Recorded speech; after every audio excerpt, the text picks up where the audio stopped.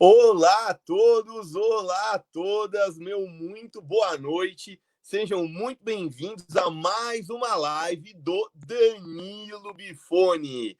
Todas as quintas-feiras, sempre pontualmente às 8 da noite, eu, Danilo Bifone, recebo os convidados para discutir sobre temas relevantes da cidade. Os meus convidados de hoje são a Ana Carolina Nunes. Ana Carolina é doutoranda em Administração Pública e Governo na Fundação Getúlio Vargas e mestre em Políticas Públicas pela UFABC. Ela também é diretora de relacionamento do Cidade a Pé, Associação de Defesa de Mobilidade a Pé, além de ser conselheira do tema no Conselho Municipal de Trânsito e Transportes. O meu outro convidado, com um currículo tão vasto, é o Rafael Calabria. Ele é graduado em Geografia pela Universidade de São Paulo, especializado em Planejamento e Gestão de Cidades pela Escola Politécnica da USP, criador e conselheiro do Cidade a Pé. Sejam muito bem-vindos, é um prazer imenso estar com vocês aqui hoje e gostaria que vocês já começassem falando um pouquinho para mim e para o pessoal de casa, o que é o Cidade a Pé? Bom, eu acho que eu vou começar, então. Cidade a Pé é a Associação da Defesa da Mobilidade a Pé em São Paulo. Mobilidade a pé é um modo de transporte, né? E por sinal, é o modo de transporte mais utilizado, né? Mais de 30% das viagens, né, dos deslocamentos na cidade de São Paulo, na região metropolitana, são feitos inteiramente a pé. Isso se a gente não contar os deslocamentos por transporte público, que em algum momento, na maioria das vezes, as pessoas vão a pé. Então, a gente é uma organização, são associados, pessoas trabalham voluntariamente tentando promover políticas públicas para melhorar a situação de quem caminha em São Paulo, que não é nada fácil. Então, a gente tenta fazer uma função de representação política para tentar trazer mais evidência para esse debate e pressionar o poder público, principalmente, que, né, tem que assumir essa função aí. Tá ótimo, Carol, muito obrigado. Pode complementar, Rafael? Não, é isso aí, uma associação que a gente criou para fazer essa batalha, né? Um setor, é um grupo difuso, né? Não é um grupo que trabalha junto, né, de pedestres, é uma atividade tão natural que é até pouco valorizada, como a Ana falou, e aí foi criada aí para tentar dar uma força, jogar na pauta, né? Jogar luz sobre esse assunto, jogar mais atenção, porque é um assunto também tão abandonado quanto o transporte coletivo, né? E importante para as pessoas que estão ali exercendo o direito ou se deslocando, e para a cidade ser um pouco melhor também. Tá ótimo. Agora que a gente já sabe um pouquinho o que é o Cidade a Pé, eu gostaria de até aproveitar que o Rafael está com a palavra e já perguntar, Rafael, para você. A gente tem uma decisão do Tribunal de Justiça aqui na cidade de São Paulo, uma ação em que o polo ativo, né, o autor da ação, é o Sindicato dos Motoristas, e temos uma decisão que condenou a prefeitura a efetivar 100% da frota rodando em São Paulo, enquanto a prefeitura só está hoje com 84% e ela alega que não tem demanda para isso, mas a gente sabe que não é verdade, a gente tem visto os ônibus lotados e ela fala que só tem 48% da população usando o transporte público durante a pandemia. Gostaria que você comentasse, Rafael, que história é essa? A prefeitura não tem que cumprir isso? A gente não tem que ter isolamento no ônibus? Esse é o tema que está pegando em São Paulo, no Brasil inteiro, né? Está passando por esse problema da necessidade de reduzir o uso do ônibus e as empresas com problemas financeiros, porque a única fonte é a tarifa, que também é um erro, né? O passageiro mantém o sistema sozinho, né? Então é um erro já histórico. E em São Paulo é mais mal feito, eu diria ainda, porque São Paulo tem já um subsídio, um recurso público, mas mesmo assim a SP Trans não está conseguindo ajustar a frota necessária. E fica se esquivando com esses números. E, na verdade, a razão da ação judicial é porque a gente tem visto os erros, visto o ônibus lotado, né? Não dá para esconder isso. E o que acontece com o número que a SP Trans joga é que ela esconde um pouco da diversidade, da desigualdade, na real, que a cidade de São Paulo tem, jogando uma média, porque esse valor ele é diferente na periferia, no centro, em Pinheiros, na Zona Sul, enfim. Então, o que acontece é que a gente precisa identificar onde a SPTrans precisa, né? Identificar onde estão essas falhas e corrigir. E como ela foi demorando, a gente está 4 meses de pandemia já e não solucionou, a justiça tomou uma ação e falou: você tem que colocar toda a frota, então, porque você, enfim, apontando que a SPTrans não está cumprindo o trabalho dela, né? Aí, até a decisão de 100% ainda não é tudo, porque a gente precisa ver muito bem qual região precisa ter. Tem linha que pode ser que fique mais que 100%, mais do que era antes da pandemia. Então, é um trabalho a se fazer muito preciso e por região, por linha, que a SPTrans teria capacidade de fazer, não é nada também de outro mundo, nenhuma. Não estamos nem pedindo uma menção da roda de novo aqui. Mas é isso, a SPTrans está com uma morosidade de resolver isso, não tem usado os dados que ela tem de GPS, de bilhete único, né, que dá para fazer um cálculo de onde as pessoas estão andando no busão, e com isso tem ficado ônibus lotado, e nesse momento sempre deveria ter sido inaceitável, né, mas agora ainda mais, né, por causa da transmissão do vírus, então é bastante grave e totalmente justificável a ação da justiça. É assustador que a SPTrans ainda não está conseguindo resolver, né? Já são 4 meses, caiu muito lá em março a demanda, tem subido um pouco agora, mas está relativamente estável. Então, também não é um trabalho assim tão astronômico e a SPTrans bate cabeça para resolver. Tá ótimo, Rafael. O que é lamentável é que a gente se prenda por percentuais e a gente sabe que não é uma distribuição desses percentuais. Então, você tem Moema com ônibus vazio e na periferia você vai ver que o ônibus está muito mais lotado e o pessoal aglomerado, né? Exato, essa é a questão. Teve até um estudo da USP que a galera levou no Conselho de Transportes, que eu faço parte, a Ana Carol também, Conselho Municipal de Transportes, e eles mapearam isso, viram áreas mais quentes, mais quentes no mapa, né, que significa áreas com mais lotação, né, e é latente, né, essa divisão regional desigual da cidade, marcante, né, o centro expandido com maior qualidade, quanto mais longe você vai, pior fica, né, lá com problemas na cidade Tiradentes, Guaianazes, Grajaú, em Boimirim, né, então todo o padrão de desigualdade da cidade que se reflete em investimento, em todos os problemas sociais, né? Até o mapa da desigualdade da Regional São Paulo que mapeia isso perfeitamente, né? Então é um problema que já era sabido, que já era esperado, até o que torna mais grave ainda a SPT está com tanto trabalho para resolver isso. Eu queria fazer um ótimo, adendo. Rafael. Só queria Pode fazer um falar, adendo sobre isso, Danilo, que para a gente é muito grave, enquanto parte da sociedade civil que tenta fiscalizar, né, o que a prefeitura faz, que esses dados sobre lotação, disponibilidade, a gente tem que ficar cobrando, sabe? Sendo que para uma cidade que tem tantos mecanismos de monitoramento, por que a gente não tem isso disponível no site da SPTrans, sabe? Qual que está sendo a demanda, qual que está sendo a ocupação dos ônibus por região. Então, é bizarro que mesmo numa situação de emergência, para a gente conseguir esses dados, tipo, a gente tem que ficar pedindo, sabe? Sendo que era para uma questão de saúde pública que isso estivesse disponível, enfim, para todo mundo, sabe? É bem nítido essa falta de transparência, né? Eles parecem que querem guardar isso às 7 chaves para que a população não tenha acesso e não reivindique os seus direitos, né? Falando Exatamente. em reivindicar direitos, Carol, se me permite te chamar assim, claro. Você comentou na sua primeira fala que 1/3 dos deslocamentos em São Paulo é feito a pé. Mas, em contrapartida, a gente tem um exemplo de que apenas 0,2% das multas de trânsito são aplicadas a motoristas de veículos que não respeitam a preferência do pedestre nas faixas de travessia. Como a gente pode entender essa discrepância e essa falta de respeito para com o pedestre? Isso torna São Paulo cada vez mais inóspita para as caminhadas? Total, é um reflexo da prioridade que nunca houve, né, Danilo? Nunca houve prioridade à mobilidade a pé, e a Lei Nacional de Mobilidade Urbana, né, que existe desde 2012, ela coloca que o pedestre e a mobilidade a pé tem que estar no topo da pirâmide de prioridades, né, e que aí os outros modos vêm só depois. Aí é bicicleta, transporte coletivo e carro lá só por último. Mas não é isso que acontece, né?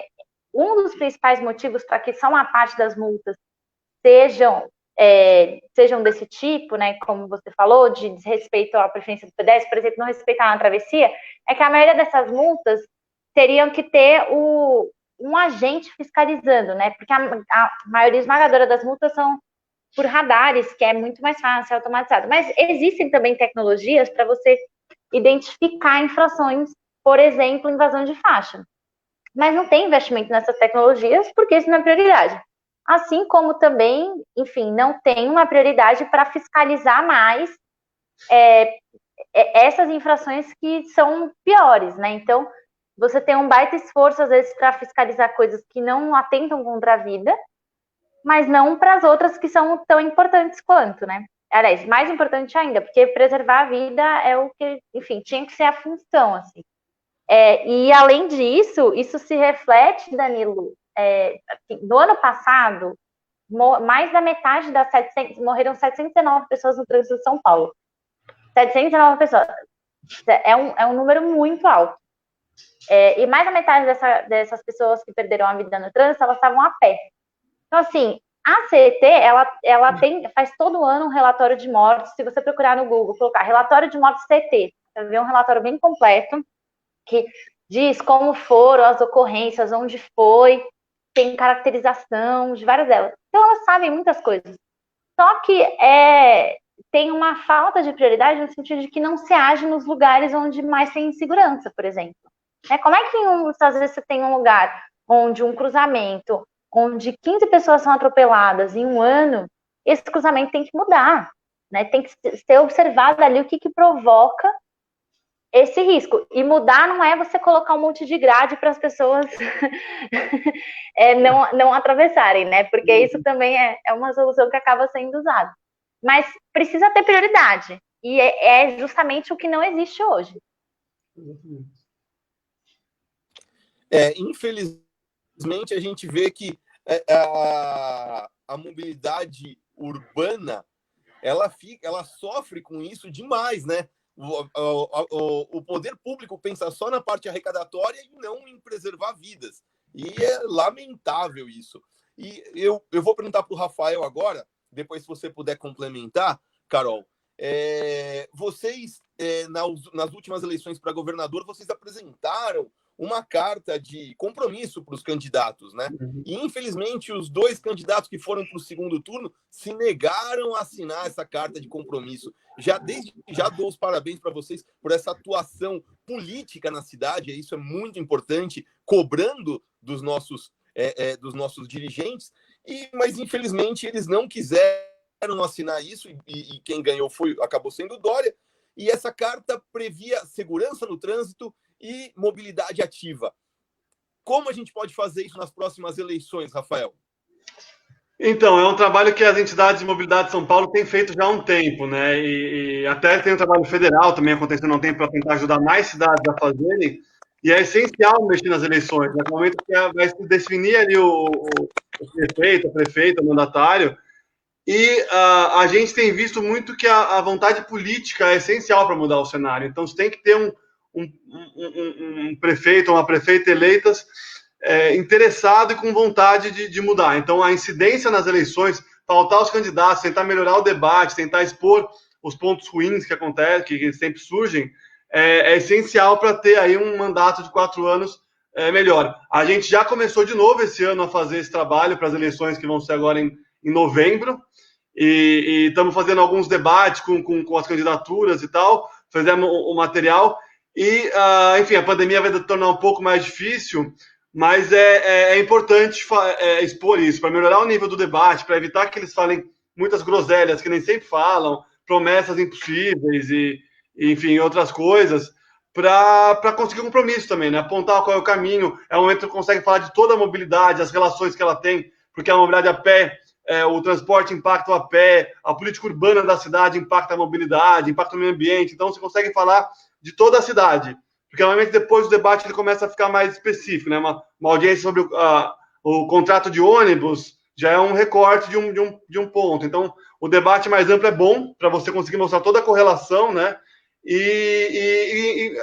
Um lado também de explicar para o candidato que às vezes ele não é a pauta dele, ele não conhece, o senso comum da mobilidade é esse abandono que que a Carol colocou, que eu falei também. Então, alguns é quase que um aprendizado no processo ali, né? Tem alguns que entendem um pouco mais, mas tem uns que são mais difíceis. E a gente vai também, que a gente fez em 2018, né? Tá vendo aqui o Caio, que é do Comu, que ajudou muito em 18, também avaliar o que estão falando depois. Então, pegar o cara que falou ruim e apontar, isso aqui tá errado, isso aqui é inviável, isso aqui é impossível, isso aqui... Enfim, tentar pontuar, né, o que é ruim e o que é bom para qualificar o debate, né? Para não ficar, tipo, uma promessa de vou fazer 5 linhas de metrô. Não, metrô é do governo do estado, não pode fazer na prefeitura do metrô. Que acontece isso, acontece propostas totalmente absurdas. E tem que apontar e tem que desmistificar, né? E melhorar um pouco o debate para evitar o que a gente teve historicamente, né? A gente só promessas às vezes de favorzinho, assim, né? Uma promessa que não é nem uma política pública e que resulta nesse abandono que a gente tem, que é de fato um setor bem abandonado, a mobilidade, o contrato de transporte, as empresas de ônibus, né? É um processo bem, bem relegado. Mas, Calabria, às vezes é abandonado ou é trazido para o centro do debate de um jeito totalmente irresponsável e populista, né? Então, o Dória mesmo, que é o governador, a gente não esperava que ele assinasse uma carta compromisso, porque ele se elegeu como prefeito de São Paulo com total descompromisso com a Política Nacional de Mobilidade Urbana, né? Vendendo, acelera, tipo, era uma das principais campanhas dele, é aumentar os limites de velocidade das marginais, que, enfim, gerou mais mortes nas marginais Tietê e Pinheiro. Então, acho que é muito importante para nós, enquanto eleitores e eleitoras, lembrarmos para as candidaturas que a maioria da população se desloca de transporte público e a pé, porque eles se comunicam com o eleitorado como se a maioria da cidade só andasse de carro, o que não é verdade, né? Porque quando eles falam de mobilidade, ficam falando de quadruplicar a marginal, né? De remendar asfalto, construir viaduto, e a gente tem que cobrar, fazer esse nosso papel de falar assim, não, eu quero que... Cadê essa proposta para que a gente passe menos tempo preso no congestionamento dentro do transporte público? Cadê essa proposta para reduzir a tarifa, porque já está pesando muito? A gente tem que pressionar em cima dessas coisas, para lembrar para eles quem que é, o que tem apelo para o eleitorado, sabe? E eu acho, inclusive, que essa eleição, a gente tem uma oportunidade muito grande em fazer essa discussão, porque a questão da tarifa já chegou num limite, aliás, já passou o limite faz tempo, né? Ela já tem um peso, e a gente numa crise cada vez maior, crise econômica, muita gente desempregada, ou com trabalho informal, e a tarifa muito alta, e a situação da pandemia deixa claro que o modelo de transporte público, do jeito que está, ele só favorece quem vende o serviço, né? Porque o poder público gasta rios de dinheiro nisso, e a população não recebe o serviço com a qualidade e conforto que merece. Tá ótimo, Carol. Você que chegou agora, está acompanhando a live aqui na página do Danilo Bifone. Curta a live, curta a página do Danilo Bifone, compartilhe essa live e também deixe a sua pergunta. Ao final, o Rafael e a Carol vão responder as perguntas que aparecerem aí no nosso chat. Se você perdeu, não conseguiu assistir, tem reprise. É só buscar o canal do Danilo Bifone no YouTube, inscrever-se no canal e ativar o sininho. E aí você vai poder assistir essa e outras lives maravilhosas que ocorrem sempre às quintas, pontualmente às 8 da noite. Carol, já que você está falando sobre transporte, você falou que o valor da passagem já passou do limite de onde deveria estar. É viável gratuidade de transporte em São Paulo? Tá, eu vou começar, mas isso quem sabe responder direito é o Rafael. Olha, eu acho que a questão é o seguinte, a maneira como o debate fica colocado que parece que ninguém paga o imposto para que o transporte público funcione, né? Quando não é verdade. O transporte público ele é subsidiado pela prefeitura com o dinheiro dos impostos da população. Então, todo mundo já paga. Só que, ao mesmo tempo, a gente tem muito dinheiro que é direcionado, por exemplo, para o transporte particular. Então, a duplicação da marginal, quem pagou também fomos nós, né? A construção de um túnel inútil, também quem pagou somos nós. A ponte estaiada não passa carro particular, mas você que não tem carro particular também pagou a ponte estaiada. Então, a gente tem que falar sobre a democratização do uso do orçamento, né? Claro que a gente sabe, tem plena consciência de quando a gente fala de gratuidade, não é uma coisa que vai ser da noite para o dia, que você precisa honrar compromissos, você precisa reajustar contratos, mas dá para a gente ir discutindo prioridades, né? Então, quem que é prioritário ter gratuidade em um primeiro momento, né? A gente tinha uma iniciativa de passe livre estudantil, que ela foi sendo enfraquecida de uma certa forma, mas é que ela era super importante para garantir acesso à cidade para jovens de baixa renda da periferia, que, enfim, isso é um salto para essa faixa da população. E a gente, né, por exemplo, gratuidade durante os finais de semana, para estimular as pessoas a usarem transporte público, enfim. Tem vários caminhos para a gente ir trazendo isso, mas aí eu vou deixar para o Calabra explicar como é que a gente operacionaliza isso. É, bem isso. Vai lá, Rafael. Porque no IDEC, eu trabalho lá no IDEC, na Estudo de Defesa do Consumidor, a gente acaba focando no transporte coletivo, então a gente tem explorado muito esse debate, que é meio que também minimizado às vezes, né? Ou tratado simplisticamente que, alguém tem que pagar. Sim, óbvio que alguém tem que pagar. Assim como alguém está pagando, que nem a Ana falou, recapeamento e outras obras que bem menos pessoas usam, né? É importante colocar que o carro é só o meio de transporte de 28% da população de São Paulo, né? Menos de um terço, né? Menos que ônibus, menos que pedestres, menos que as calçadas, né? Então, é uma discussão de orçamento, uma discussão política, né? E a mudança de um cenário que é bastante difícil e bastante acomodado, eu diria. A população, a sociedade está acostumada com esse cenário, né? Tem gente que se interessa muito disso, né? Então, é uma mudança e que também envolve desigualdade, né? Quem usa transporte coletivo tem menos poder de impacto de comunicação, de pautar o debate público do que quem usa carro. Então, é isso que está por trás do cenário que a gente tem hoje, de que ninguém questiona obra viária, mas questionam reduzir tarifa, né? Então, é importante falar que, no fundo, é um debate político, né? E aí isso torna a gente, hoje, muito longe de conseguir uma realidade melhor. A gente precisa criar um fundo de transporte, definir quais vão ser as fontes dele, e aí a Lei Federal de 2012, né, que é a Política Nacional de Mobilidade Urbana, ela já coloca que a fonte vai vir da tributação do uso do carro, do estacionamento, enfim, de várias fontes diferentes para compor esse fundo. E eu diria que a gente começa a reduzir a tarifa, que a Ana falou, fazer algumas políticas mais ambiciosas, e seria possível, sim, chegar na tarifa zero. É tudo uma questão de debate, de convencimento e de criar os mecanismos. O que a gente tem pautado muito hoje no IDEC, para começar esse debate, é que a gente precisa instituir um fundo de transportes, tanto nas cidades, quanto, idealmente, no governo federal ajudando também, o estadual ajudando, fazer uma coisa interfederativa, como o SUS, mais ou menos. Até saiu um artigo recentemente comparando com o SUS, né, que tem uma estrutura organizada e que é uma instituição enorme, né, um dos maiores sistemas públicos do mundo, e o transporte precisaria ser mais ou menos igual. O governo federal pode tributar, por exemplo, a gasolina, pode usar o tesouro também, que eles têm bastante recurso.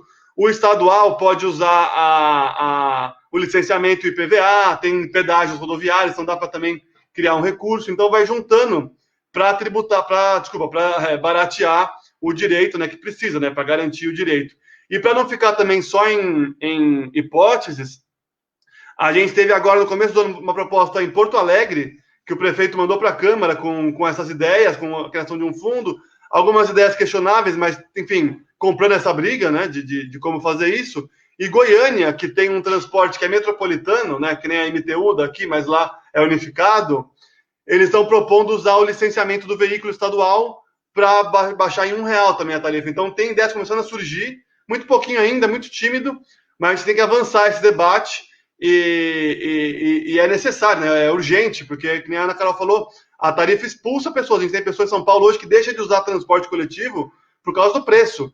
E a Rede Nossa São Paulo mostrou na pesquisa que 40% das pessoas já deixaram de sair de casa de transporte coletivo por causa da tarifa para ir para o médico. Então, é uma questão até de saúde. Enfim, também tem quem deixa de ir para a escola, quem deixa de visitar a família, que, enfim, não é tão urgente, mas é um direito também. Então, é uma situação, assim, urgente e ainda ignorada. É impressionante como é pouco falado, poucos candidatos estão falando com uma ambição necessária disso, e aí parece que é uma coisa meio que extremista, como se a população não tivesse hoje sofrendo os impactos disso todos os dias, né, na cidade. Então, não é uma coisa teórica, uma ideia inovadora, né? E é necessário. Além do mais, só para finalizar também, vale lembrar que em 90, o Lúcio Gregory, secretário da Aerondina, enquanto secretário, né, não foi um propositor numa bola de cristal, ele era secretário dos transportes, ele fez a conta e propôs para a Câmara a tarifa zero lá na época, né? Ainda antes da lei da mobilidade urbana, antes dos debates do MPL, muito, muito antes, já vendo que era possível, que era viável, que seria bom, né? Então, é um debate hoje urgente. Se em 90 já era importante, hoje, então, é urgente esse debate. Tá ótimo, Rafael. Só para complementar, Rafael, a gente sabe do Instituto do Pedágio Urbano. Muitas cidades, muitas metrópoles, elas instituem ali um determinado raio, e aquele raio, então, só pode ser atingido por transporte público ou por transporte ativo. E os carros, então, ficam de fora, ou se quiserem entrar, pagam uma taxa por isso. Seria viável implantar isso no centro expandido, ou num centro um pouco menor, voltado para o centro da cidade? Seria possível, sim. É uma das ferramentas que eu falei para pegar fundos, né, para baratear a tarifa e garantir o direito ao transporte. Né? Eu diria que a gente tem que tomar só um cuidado no Brasil, porque onde ele foi implementado, o pedágio urbano, são cidades onde a periferia é rica, né, são nem periferia, os subúrbios, né, nos Estados Unidos, na Singapura, são regiões de alto padrão, com quase condomínios abertos, né, de mansões, né, e aí é quase necessário cobrar que eles venham de carro para o centro para estimular o uso do carro. O Brasil e os países subdesenvolvidos têm um padrão totalmente diferente, com a periferia mais pobre, populações foram expulsas do centro pela alta de preço, né? E onde o transporte também é mais precário, e aí tem pessoas até que trabalham, que tem um carro utilitário que usa para transportar carga, enfim. Então, a princípio poderia ter até um aspecto injusto de você tributar essa galera, mas o que dá para fazer também, que até o Lúcio Gregory também está debatendo isso, é fazer uma cobrança proporcional ao IPVA. Então, quem tem mais, né, quem tem mais opções, inclusive, mais possibilidades, paga mais, e quem não tem, paga menos, e aí você consegue baratear o transporte e garantir opções para todos também, inclusive, né? Então, ela pode parecer um pouco injusta, mas ela é justa, sim, precisa ser só mais aprimorada. E eu diria também que, assim, até pela polêmica e tentando ser um pouco mais pacificador, eu diria, é importante ter ferramentas mais simples antes, como propaganda nos veículos, pegar tributos mais simples e vai construindo uma política planejada, mostrando impacto, porque a população é muito ressabiada, né, de que nunca vai baixar a tarifa. Imagina, isso aí vai ser só uma taxa a mais, esse prefeito vai só criar taxa. Então, fazer uma política começando um pouco mais palatável para conseguir ser mais ambiciosa no futuro é uma possibilidade importante e necessária, sim. Eu queria adicionar uma possibilidade. Assim, eu acho que a questão de pedágio urbano é de fato que a gente tem que ter muito cuidado, porque ele pode gerar realmente essas externalidades que acabam só reforçando as desigualdades, mas tem outras opções também. Por exemplo, taxar mais estacionamento, porque tem muitas vagas de estacionamento gratuito nas ruas, especialmente em áreas onde as pessoas, por exemplo, áreas comerciais, na área central. E, por exemplo, Zona Azul com preço super defasado, apesar de a Zona Azul ter sido concedida, o que foi um erro gigante, porque a Zona Azul ela era superavitária, ou seja, ela gerava lucro para o município, ela foi concedida, né? Enfim, espero que o próximo prefeito consiga reverter essa situação. E também tem, inclusive, um mecanismo proposto por Porto Alegre, pela Prefeitura de Porto Alegre, para tentar rebaixar a tarifa, de ter uma taxa específica sobre os transportes de aplicativo, nas viagens de transporte aplicativo, né? E eu acho que o importante disso é que, assim, a gente vai discutindo maneiras de conseguir outras fontes de renda que estimulam o uso do automóvel, e elas têm que ser muito estratégicas nesse sentido, e, ao mesmo tempo, garantir que esse dinheiro vai ser colocado no transporte coletivo, garantir que ele vai ser investido na infraestrutura ou que vai servir para pagar, para reduzir a tarifa. Ai, gente. Não, e além disso que eu ia falar, é que assim, não precisa de pedágio urbano para tirar capo do centro, da área central de São Paulo. Não estou falando centro expandido, centro-centro. Não precisa, porque a gente já tem toda a estrutura que poderia viabilizar a retirada de carros particulares do centro, e isso não acontece por um medo político. E, gente, quem trabalha ou caminha, mora no centro, sabe perfeitamente do que eu estou falando. Se tirar carro particular do centro, o transporte por ônibus da cidade inteira vai andar melhor. Porque a quantidade de carros particulares que tem na área central da cidade, como a maioria das linhas radiais, em algum momento elas vêm para o centro da cidade, eu falo isso que eu estou morando no centro agora. Então, é bizarro, porque os ônibus ficam parados, trancados junto com os carros que nem precisariam estar ali, sabe? Porque num lugar que tem tanta estação, tanta estrutura de transporte público, para que precisa ter? Mas, enfim, é tudo uma questão de vontade política para fazer o negócio acontecer. Tá ótimo, Carol, muito obrigado. Eu vou agora perguntar para o Rafael. O Rafael estava inteirado, estava me contando sobre isso essa semana. MP 938, Rafael. MP 938 prevê o pagamento de 4 bilhões, olha, eu vou repetir, 4 bilhões de reais para as empresas de ônibus por conta da diminuição dos lucros diante da pandemia da Covid-19, mas não prevê nenhuma contrapartida para os munícipes, do usuário, para ninguém. E você tem a PL 2025 que está no Senado, que já aí, nesse caso, já é um pouco mais tênue. Você pode comentar um pouco para a gente sobre essa questão desse projeto de lei, dessa MP, para diminuir a lotação nos ônibus? Exatamente. O problema está tão grave no Brasil, né, pela falta de estrutura, que nem eu falei, vou explicar melhor agora também, que, enfim, chegou no governo federal ter que fazer um auxílio, né, porque o cenário é horrível, né. O que acontece? Os nossos sistemas do Brasil, que nem eu mencionei rapidinho no começo, a única fonte de receita é a tarifa do usuário. Então, o usuário banca quase que sozinho o sistema, né. Poucas cidades têm subsídio, como São Paulo tem.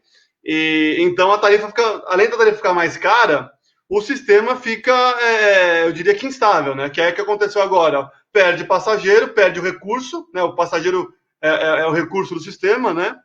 Então, a empresa quer tirar veículo, quer reduzir a frota, e aí gera lotação, que na pandemia é mais grave do que era antes ainda. Então, o sistema é insustentável, é horrível, é fraco, por isso que todo país do mundo, quase, pelo menos os mais relevantes, assim, tem um fundo de transportes organizado, né? Não precisa ir muito longe. A Argentina tem, enfim, Estados Unidos, que é um país bem rodoviarista, bem focado no carro, também tem um fundo de transportes, então não é nenhuma novidade também. O Brasil não tem, começou uma quebradeira, né? Tem, enfim, empresas falindo, ameaças de greve, enfim, então uma situação super caótica, como está o resto do país com a pandemia também, e um governo que não está muito atento a isso. Então surge a necessidade de fazer esse auxílio. O setor, né, de transporte, tem algumas empresas, os secretários, né, de transporte tem um fórum de debate, e a ANTP, que é um órgão também que debate o assunto, propuseram esse PL que estava no Senado, que é o 2025, que, enfim, coloca o auxílio, mas com contrapartidas, com criação de mais acesso, o valor vira gratuidade para usuários, né, você consegue fazer um programa um pouco mais completo e pensado. O governo está reativo, né, porque ele acha que a culpa é dos municípios, cada um que se vire, tem esse posicionamento um pouco, eu diria que até arcaico, né, mas, enfim, tem rolado um debate, acabou tendo outras coisas no meio do caminho também, aquele PL da morte no trânsito, enfim, pode falar depois dele, mas agora, enfim, depois de um longo tempo, o governo concluiu a ideia de fazer um auxílio, mas bolou um novo dele.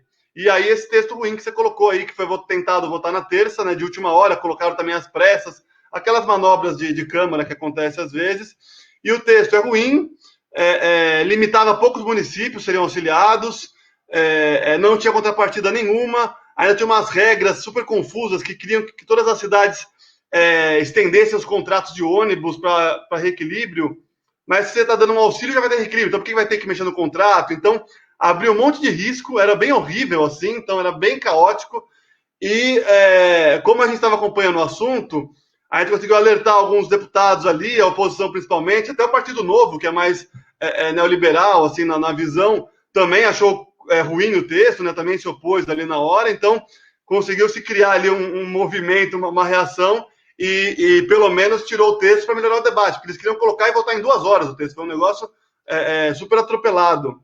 E agora já está para sair um texto novo, já está um debate um pouco mais acalmado, eu diria, e precisa debater para melhorar o texto, é um assunto muito difícil para conseguir equalizar todas as forças.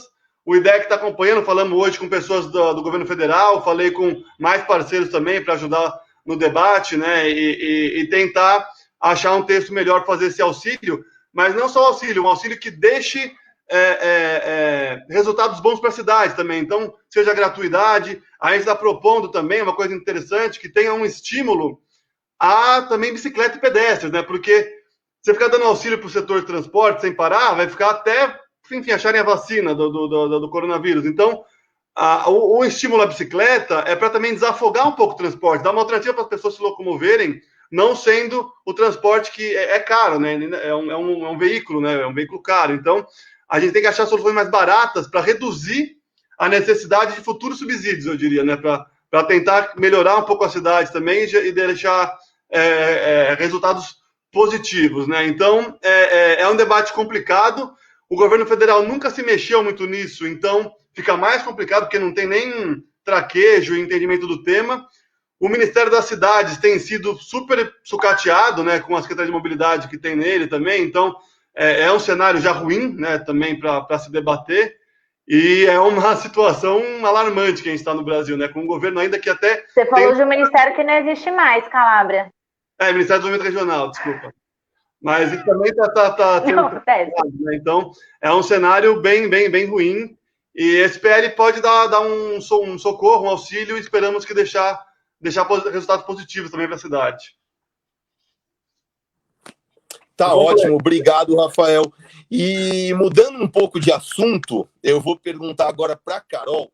Carol, a gente sabe que a mulher é a mais prejudicada no transporte público por conta de uma coisa que me causa até asco, que é o assédio sexual. Seja no transporte lotado, seja no transporte vazio, não existem políticas públicas que atendam as mulheres. Vieram com aquela brilhante ideia de colocar um vagão separado no trem, que eu achei de um preconceito tamanho, porque aquilo acaba separando as mulheres, com todo respeito, em duas categorias. As que vão no vagão, que conseguem entrar no vagão, porque o vagão não suporta todo mundo, e aquelas que estão ali com salvo-conduto. As que, então, não conseguirem entrar no vagão e vão nos demais vagões é porque elas são liberais, então elas podem ser assediadas. Isso é um absurdo tremendo, e eu gostaria que você comentasse um pouco sobre essa ausência de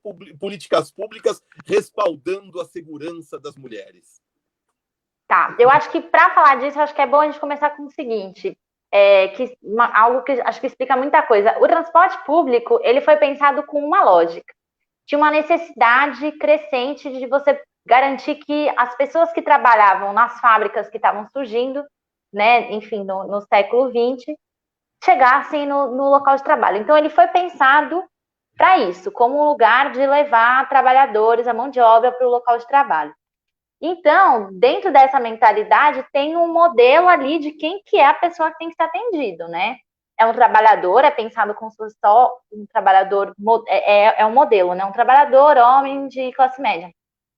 Então, todas as outras pessoas que usam o transporte público, elas, até hoje, elas não são de fato contempladas nas necessidades, né? Hoje, nós somos maioria nos transportes públicos, né? Então, a gente mais de 50% de quem usa transporte público por várias razões, entre elas porque, enfim, você tem inclusive dados de que em famílias que têm carro, se tiver só um carro, provavelmente a maior chance é que quem vai usar o carro vai ser o homem, né? Então, por uma série de desigualdades, a gente é maioria, mas a gente não é considerado como usuária, não considera nossas necessidades, né? Então, a forma de lidar com isso é desastrosa, entre elas, porque quem lida com essa situação, em sua maioria, são homens, e pessoas que mal e mal usam o transporte público, né? Não sabem nem fazer a linha de ônibus que atende às necessidades da população, quanto mais pensar em uma maneira de lidar com assédio dentro do transporte público, né?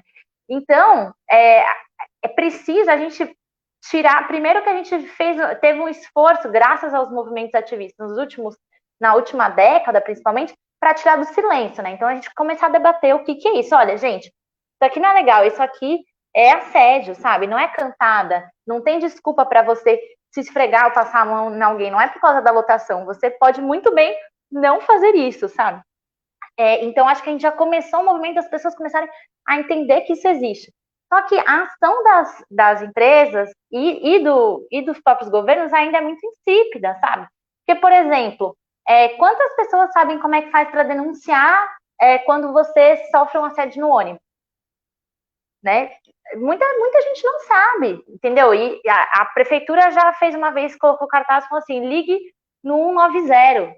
Você se imagina? Eu pergunto para alguma mulher que está ouvindo aqui, você se imagina ligando para o 190, falando que está sofrendo um assédio dentro do ônibus? Você imagina que você vai ser atendida?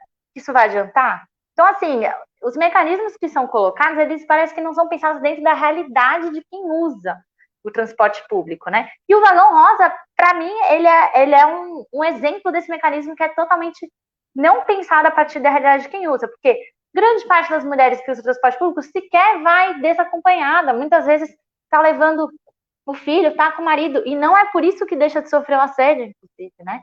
Muitas vezes a gente sofre a violência mesmo estando acompanhada por um homem, né? E, enfim, nós somos maioria e os homens não são... como é que eu vou dizer? Os homens têm plena capacidade de entender que o que eles estão fazendo é errado. A gente precisa deixar isso mais evidente, né? De que não se pode fazer isso e que se você fizer isso, você pode ser responsabilizado. Só que se a gente não tem os mecanismos nem de denunciar, né? Como é que você vai fazer o cara acreditar que ele pode responder a um processo se ele fizer isso? Né? Então tem várias coisas que tem que vir antes, mas o importante de tudo isso é tem que ouvir quem usa, tem que ouvir a usuária. Isso não vale só para o combate à violência, vale para tudo, né? Vale para você propor uma mudança de linha. Como você propõe uma mudança de linha de ônibus sem escutar quem usa aquela linha todo dia, sabe? Enfim, tem que ter uma conversa melhor com as pessoas que fazem, né, que usam o transporte público, as pessoas que se deslocam a pé de bicicleta, porque a gente não é considerado nas políticas, né? E elas acabam sendo pensadas por quem está muito distante dessa realidade. Tá ótimo, obrigado mesmo, Carol. A impressão que eu tenho é que essas medidas são tomadas por tecnocratas que acho que sequer andaram de ônibus um dia na vida. A gente vive. Ou andaram há 30 anos, né? Sei lá. Sim. E como se enquadrar, por exemplo, a gente vive numa sociedade transfóbica, o transexual usa qual vagão? É lamentável esse tipo de coisa. Então, eu acho que a sua colocação é bem plausível e, infelizmente, agora a gente está chegando no finalzinho do programa em que a gente responde as perguntas do pessoal de casa e já tem várias perguntas aqui. O pessoal está muito interessado hoje. Vocês levantaram um assunto aí que é o de interesse de todos. Primeira pergunta é da Mari Rodrigues, que está lá no litoral norte de São Paulo. Um grande abraço, Mari. A Mari agradece a nossa presença. E ela pergunta como vocês sugerem começar o primeiro passo para a sociedade criar esse compromisso com os candidatos em uma cidade que ainda não existe um plano de mobilidade ativo. Vocês têm modelos a seguir, Rafael? Então, a gente tem, eu queria também falar que a gente vai, além da ação aqui em São Paulo que você mencionou, que a gente está falando com os candidatos, com o Matarazzo, com o Márcio França e outros, a gente vai fazer uma ação com entidades nacionais para ajudar outras cidades a fazerem. Eu cheguei até a mencionar. E aí, Mário, eu acho que é importante, um trabalho que dá trabalho, então é importante juntar um grupo, ter um grupo aí para mobilizar um pessoal e tentar, enfim, replicar a ideia e ampliar o barulho, né? No Litoral Norte, eu sei que tem o Litoral Norte Sustentável, que é um pessoal muito legal, que trabalha sustentabilidade, mobilidade, orçamento, política urbana. É um pessoal bem legal. E, enfim, pode ter outros também. Eu acho que Caraguá tem grupo de ciclistas, não lembro exatamente se todas têm, mas, enfim, tem que achar os grupos, juntar uma galera interessada em fazer. Aí a gente vai soltar materiais para ajudar também, mas pode já ir buscando aí as ideias, juntar quem conhece um pouco, achar alguém da prefeitura que possa ajudar, às vezes eles têm ideias e comentários legais, e começar a cobrar, né? Tem o IDEC trabalha muito com esse fortalecimento do cidadão, então sempre tem que reclamar, sempre tem que usar os meios comuns, oficiais, se não der, usar redes sociais, marcar a secretaria, o prefeito, enfim. E com a reclamação formal, Se não der certo também, escalonar, ir para o Ministério Público, Defensoria Pública é muito legal, é sempre parceira para essas brigas de direitos das pessoas. Então, tem que começar a se engajar, achar pessoas também para somar, né, para juntar forças, que sozinho dá muito trabalho. E é isso. E nas eleições, busca aí o IDEC, o CB, que é a União dos Ciclistas do Brasil, e grupos de pedestres, como a Cidade APEC, que eu e a Ana fazemos parte. A gente vai fazer um material, vai soltar em breve, aí em agosto, acho, para ajudar mais cidades a fazerem. Essa é a campanha que agora é Mobilidade Sustentável nas Eleições. Ela foi evoluindo, que a União dos Ciclistas do Brasil, CB, faz desde, se não me engano, desde 2002, que é Bicicleta nas Eleições. Inclusive, se procurar na internet aí, Bicicleta nas Eleições, o CB, provavelmente você vai encontrar material dessas eleições anteriores, né? Que, enfim, tem várias orientações de como se organizar. Acho que a eleição é o momento da gente tem que se mostrar visível, mostrar que enfim, ciclista, pedestre também é a gente também vota, a gente quer saber qual é a proposta, né? Tem várias técnicas, né? Acompanhar, seguir, às vezes, os candidatos e perguntar, e aí, o que você vai fazer? Né? Qual que é a sua proposta para isso? Precisa melhorar isso, né? Às vezes, mandar perguntas em debate, tentar conversar com os jornalistas para promover reportagens que mostrem essa problemática. Tem várias técnicas, né? Mas sempre essas coisas é importante tentar se juntar no coletivo, né? Encontrar pessoas que têm pensamentos comuns e juntar forças para tentar, enfim, mobilizar aí e sacudir esse debate. Tá ótimo, Carol. Muito obrigado. Mais uma perguntinha do Lucas de Sá. O Lucas de Sá deseja boa noite a todos. O Orçamento Municipal de São Paulo para 2020 destina 3 bilhões para investimentos em recapeamento, reforço de praças e calçadas e limpeza urbana. Tendo em vista que é um ano eleitoral, como vocês avaliam esse número? Consideram equilibrado entre ruas e calçadas? Pode falar, Ana. Tem que ver ele desagregado, né? Que 3 bilhões juntando as duas coisas, mas eu quero falar uma coisinha. A Cidade a Pé apurou, a gente acompanha bastante, faz reunião com a prefeitura mensal através dos canais de participação social. Tem um programa que é o Plano Emergencial de Calçadas, que ele é um programa que vai requalificando calçadas pela cidade. Esse programa, enfim, era para acontecer todo ano, mas fazia anos que não acontecia. Essa gestão decidiu começar ano passado e requalificar não sei quantos quilômetros de calçada pela cidade. Aí o orçamento destinado para todo o programa era de 400 milhões de reais. E até agora eles já conseguiram executar 131 milhões. E era uma correria para conseguir fazer tudo esse ano ainda.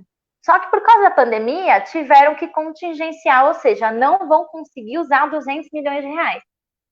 Né? Só que acontece nos anos anteriores, a prefeitura não tinha feito nada de calçada. Então, deixou tudo para a última hora, chegou em anos de pandemia, não vai ter esse dinheiro. E aí, eu queria colocar isso, 400 milhões de reais para o PEC de calçadas, enfim, correndo, que é tudo isso seria o que a prefeitura faria em 4 anos de calçada. Sabe quanto que foi reservado para gastar com recapeamento de asfalto em 2018, no ano que o Dória precisava mostrar serviço para conseguir se eleger governador? 550 milhões de reais.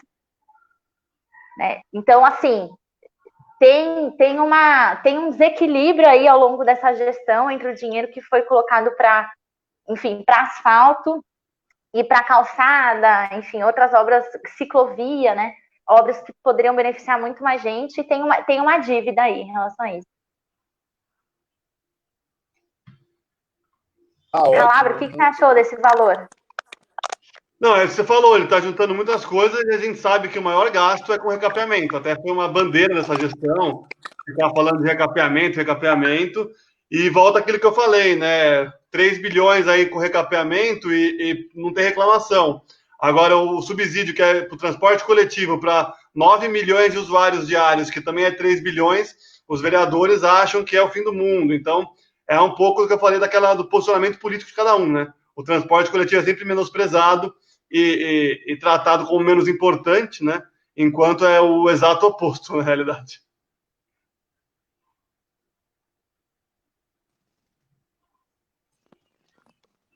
Tá ótimo, obrigado, Rafael. E a última perguntinha, a gente já está indo para o encerramento. A pergunta do Vinícius Xavier e do Arilton Soares. Eles perguntam como construir um planejamento urbano responsável com o lobby poderoso que estacionamentos em empresas de transporte, entre outros setores, tem na Câmara Municipal e no Executivo, independente do partido que esteja no poder. Exato, essa é uma briga gigantesca, né, no transporte coletivo, principalmente, mas também com o lobby imobiliário, que nem você deve ter colocado aí, de estacionamentos e tal. É uma força muito grande na Câmara, tem vereadores que representam, né, esses interesses, e é um dos principais trabalhos que o prefeito tem que ter, de conseguir manejar essas forças, cortar aí a parte que não tem interesse público, que é uma parte, sei lá, corporativa e mesquinha, né, e governar, e defender o interesse público, né? O que acontece é que os governantes são cooptados por esse interesse e abandonam o interesse público. É um trabalho muito grande, o barulho social também é importante, então reclamar do ônibus não é só xingar a SP Trans, é também apontar que a empresa não está cumprindo o que ela tinha que ter feito no contrato dela, né? Então, o lobby, ele costuma não ser muito criticado, né, às vezes até, né? Eu até faço uma brincadeira que a galera fala às vezes que privatizar as coisas resolve. Transporte coletivo é privado desde 1920 e não está resolvido até hoje. Então, nenhuma solução é mágica ou simples, e a pressão social sempre é essencial em cima do prefeito, em cima da Câmara, debater muito na Câmara, né? Teve um momento no passado, o Irachi acompanhou também, pelo que eu me lembro, o protesto dos professores contra a Previdência, o maior protesto da história da Câmara Municipal. A gente tem que fazer mais protestos históricos na frente da Câmara Municipal para denunciar a máfia imobiliária, a máfia dos ônibus, a máfia da merenda, enfim, outras máfias que possam existir. E na imobiliária, eu junto aí com a pergunta da Yara Conca também, que fala da falta de organização da cidade para a mobilidade. E é exatamente isso. O espraiamento urbano, a periferia longe, o expulsamento da população mais pobre, ela gera a necessidade da mobilidade, ela é a raiz da mobilidade, da desmobilidade, da falha mobilidade. Então, ela demanda viagens mais longas, mais caras, mais desgastantes, e, enfim, o lobby imobiliário fortalece isso, em querer investir só na zona central, Pinheiros, Jardins, essa região da cidade que, enfim, é alvo dos investimentos, né? Então, confrontar o lobby é também confrontar a cidade construída pelo lobby, como a Yara colocou aí. A gente precisa ser muito vigilante, acho que não tem nenhuma fórmula mágica que não seja essa, tipo, a sociedade civil tem que estar acompanhando, por isso que a gente sempre fala, é importante fortalecer as organizações da sociedade civil, né, no caso aí puxando sardinha da cidade a pé, por exemplo, mas tem várias outras, né, o IAB, que é o Instituto de Arquitetos do Brasil, faz um trabalho fantástico nessa vigilância, enfim, a ciclocidade, no tema da ciclomobilidade, a gente precisa muito fortalecer o Comu também, falando aqui deles, de transporte metropolitano, a sociedade civil, porque a gente acompanha. Eu acho que é importante lembrar que o que a gente fala sobre problemas relacionados à política urbana e mobilidade não está aí por acaso, sabe? Teve muita gente com muita grana que se esforçou para deixar as coisas, ou fazer elas chegarem do jeito que estão, ou para deixá-las do jeito que estão. E assim, quando você vê, por exemplo, uma construtora, representante de construtora, reclamando que tem muita regra para eles construírem, pode ter certeza que essa regra é ótima. Sabe? Porque, enfim, é quem se beneficia, excelente, sabe? Quem é que se beneficia, né, dessa estrutura que aparentemente desregrada? É quem tem muita grana, entendeu? Se tem empresa de ônibus reclamando que tem muita regra, também é porque tem que ter regra mesmo, entendeu? Não dá pra gente cair nesse conto de que, coitadinhas das empresas. Não, cara, a gente tem que brigar para que tenha regulação, para que seja cumprida, porque a gente tem muita regulação que não é cumprida, que não é fiscalizada, né? Porque a função da prefeitura é trabalhar para o bem-estar coletivo, não é preocupação da prefeitura se tá bom ou não para elas construírem, entendeu? Se quiserem, tem que seguir a regra e pronto, e a gente tem que estar vigilante pressionando isso. Quem está lá sentado na cadeira na prefeitura tem que estar representando o interesse de todo mundo. Quer dizer, da maioria, né? Porque todo mundo às vezes conta também o grande. Deveria, né? Exatamente. Tá ótimo, eu agradeço demais, gente. Vocês foram fantásticos. Eu conversei hoje com Rafael Calabria e Ana Carolina Nunes. Eu tive a grata satisfação de debater com esses meus amigos queridos sobre assuntos que a cidade precisa rever. E não é para hoje, é para já. Se você perdeu essa live, dá para acompanhar no YouTube. É só se inscrever no canal Danilo Bifone e ativar o sininho. Dá para assistir essa e outras lives. Eu agradeço mais uma vez e quem puder, fique em casa. Se não puder, use máscara. Obrigada. Valeu, gente, queria muito agradecer os nossos amigos que estão aí nos comentários, deixando várias referências, vocês super ajudaram. Fica à vontade. Eu também e se puderem depois responder as perguntas que faltaram, eu agradeceria muito. Isso aí. Queria também convidar todo mundo que não conhece a identidade, acompanhe a gente, que a gente está acompanhando o debate sempre também, e é importante o apoio de vocês, gente. Um abraço. Tchau. Valeu.